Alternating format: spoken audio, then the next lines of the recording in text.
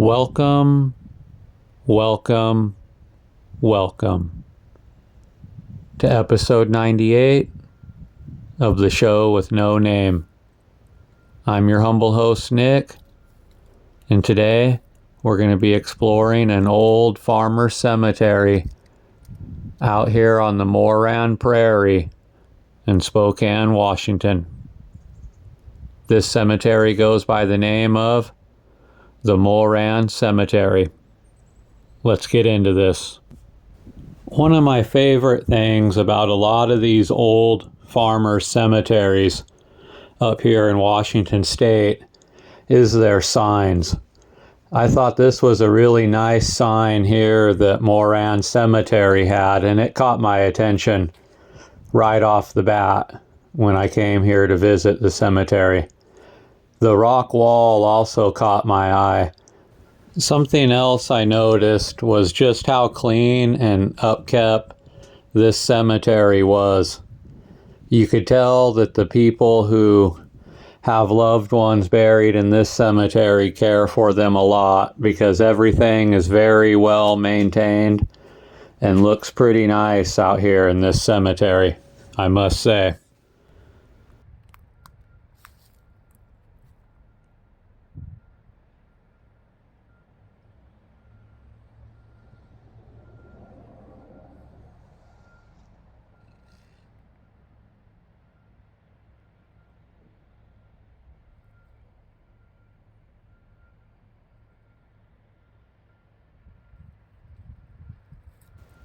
I'm going to start this episode off today like I usually do by showcasing some of the headstones throughout the cemetery that definitely caught my attention. Like this headstone here. This is definitely a beautiful headstone that's been kept very immaculate and clean. You can tell their loved ones still come to visit to this day. I also liked the big Strebe headstone too. This is a family headstone here, and it's pretty old, as you can see. This little angel statue caught my eye as well. And there's quite a few little angel statues like this scattered around amongst this cemetery that all caught my eye. And this headstone reads, "I have fought the good fight. I have kept the faith. Finally, there is laid up for me the crown of righteousness, which the Lord, the righteous judge, will give to me on that day. And not to me only, but also to all who have loved his appearing." I love these old family burial plots. Like this one you see here. They're pretty common out in these old farmer cemeteries. And this headstone reads, "When I look at your heavens and the work of your fingers, the moon and the stars, which you have set in place, what is man that you are so mindful of him?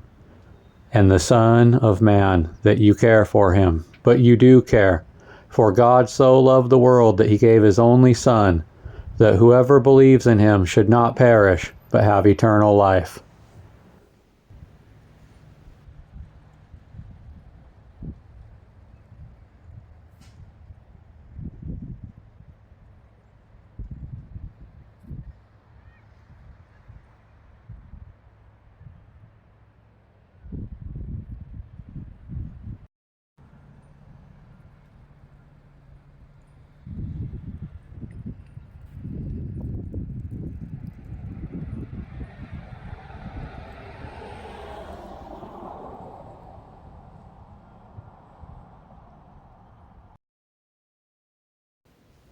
Thomas Newland was born on November 1st, 1830, in Edgar County, Illinois. At the age of 24, he moved across the plains and settled in Oregon. He mined in California, Montana, and Idaho. He also constructed several bridges in the Spokane area including the first bridge over the Spokane River, located at Trent. He was also the first to bridge the Missoula River and Hangman Creek. He also built the first mill in Spokane. He had a wife named Belle, and they had 2 children, Guy and Olivia. He would pass away on October 22nd, 1917, on his farm on Moran Prairie. He was 86 years old.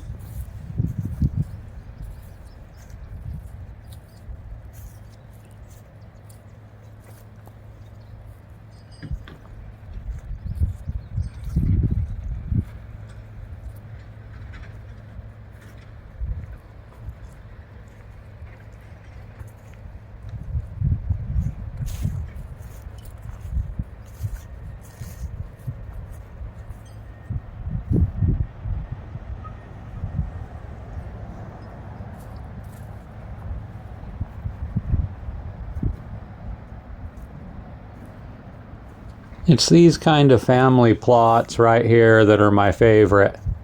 How there'll be a big headstone that has the family name on it, and then the family will be buried, scattered around that headstone being the central theme of it all.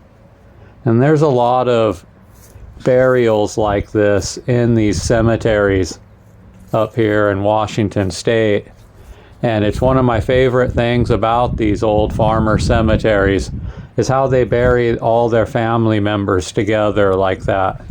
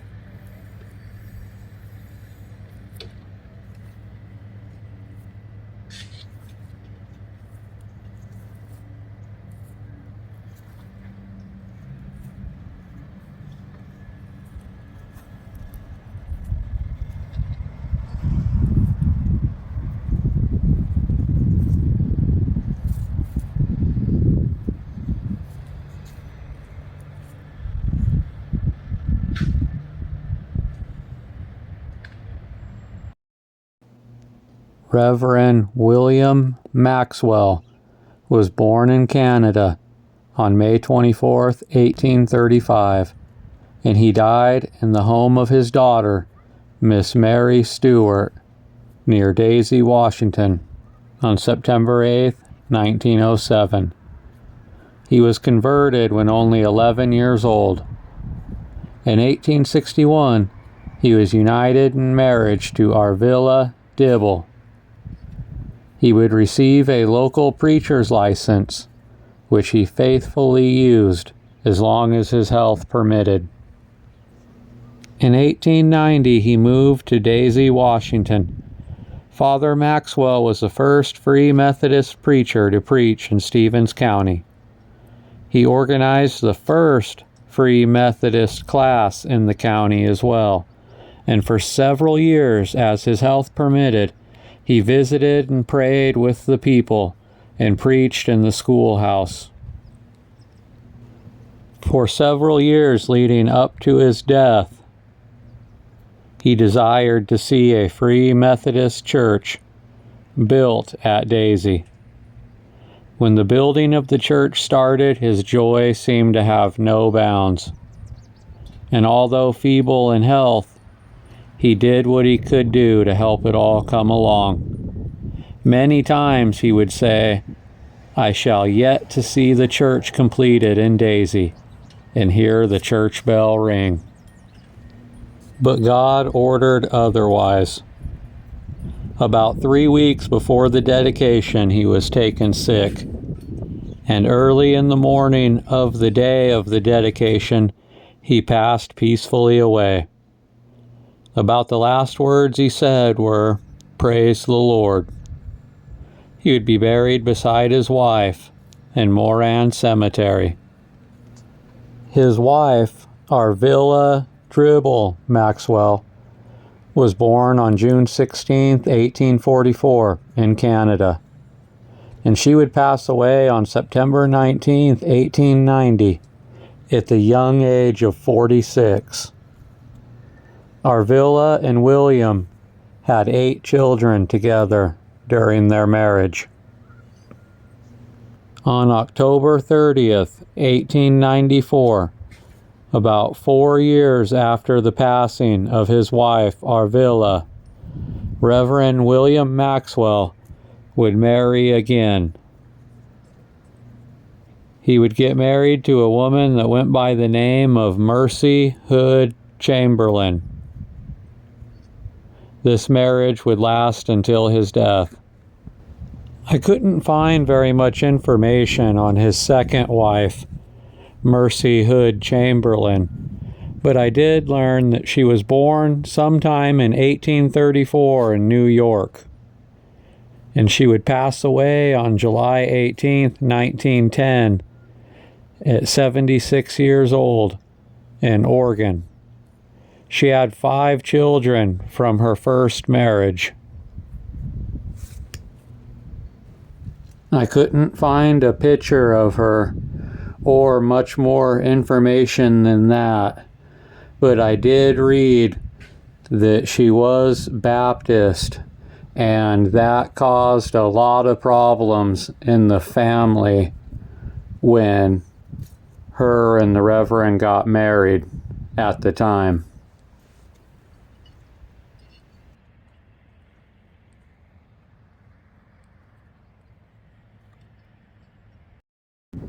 Here's another little angel statue that I found out here, and that's one of my favorite things about this Moran cemetery is all the little angels like this that they had scattered about the place. This little angel statue right here has to be my favorite in the cemetery, though. I like how it's all nice and clean and there's flowers surrounding it. And it's a part of this family gravestone here, which is a really nice memorial, in my opinion. You could just come here and sit on the bench and visit with your loved ones and so on and so forth. If tears could build a stairway and memories a lane, I'd walk right up to heaven and bring you home again. I am now going to talk about a man who was a pioneer, a Civil War veteran, and an Indian War veteran. His name is Philip Robert Kirby. Leavenworth Rescue Expedition. During the Minnesota Sioux Uprising of 1862, 18 men left New Ulm early in the morning of August 19th and traveled westward about 20 miles along the Big Cottonwood River to the area of Leavenworth. Searching for relatives and friends, they found dead settlers and wounded children. 2 men took the wounded by wagon to New Ulm, and during the day another man left and 2 more joined the group. Part of the expedition returned to New Ulm about 3 p.m. during the first attack on the town. They descended the hill near the present Lorette Hospital and crossed the slough below, where 5 were killed by an Indian ambush. 1/2 hour later, the other men returned and were also surprised here, and 6 were killed. Unknown to the expedition, some of their families and neighbors had reached safety within the New Ulm barricades. Philip Kirby was one of the survivors. Philip Robert Kirby was a Union soldier in Company A-11 Minnesota Infantry during the Civil War. He also fought in the Bloody Sioux Indian War. He was the husband of Sarah M. Kirby. He was born in Ohio on February 11th, 1830. His family was very prominent in that area at the time, playing a huge role in the opening of the land for early colonies. They also furnished many brave soldiers for the Revolutionary War and the War of 1812. Also, many noted officers came from this family line in these and the Indian Wars. In 1872, Philip came to the land where Spokane now stands. He built the 3rd log cabin on the site of the now flourishing city and was identified with the opening of the county and in the building of it up. He took land on what is now known as the Morgan Prairie. He hauled fruit trees from Colfax and planted the first orchard in the area. He would pass away in 1907 at the age of 76. He was the father of 10 children. His wife, Sarah May Back Kirby, was born in 1836 in Vermont. She would pass away on January 13th, 1896. She was 60 years old. I thought the Kirby family was a very interesting family out here in the Spokane area, and I ended up reading and studying about them a little more than I usually do when I'm doing these documentaries. This is Mrs. Kirby right here, and this is her obituary that reads, "Old Pioneer Gone. Mrs. Sarah M. Kirby died on January 13th at her home at Creston, Lincoln County. For over 35 years, Mrs. Kirby has been a pioneer in the new countries of the Northwest. She passed through the Sioux Massacre in Minnesota with her family in 1862. In 1872, she, with her husband Philip Kirby, settled near Spokane on Moran Prairie, where some of her children are at present living. She had a large circle of friends and relatives in this country. A mother and brother living at Coeur d'Alene, Idaho. She leaves sons and daughters to the number of 7. 24 years ago, the family lived in Spokane. She was well known in the early days of this country as a woman of great kindness. She was 60 years of age.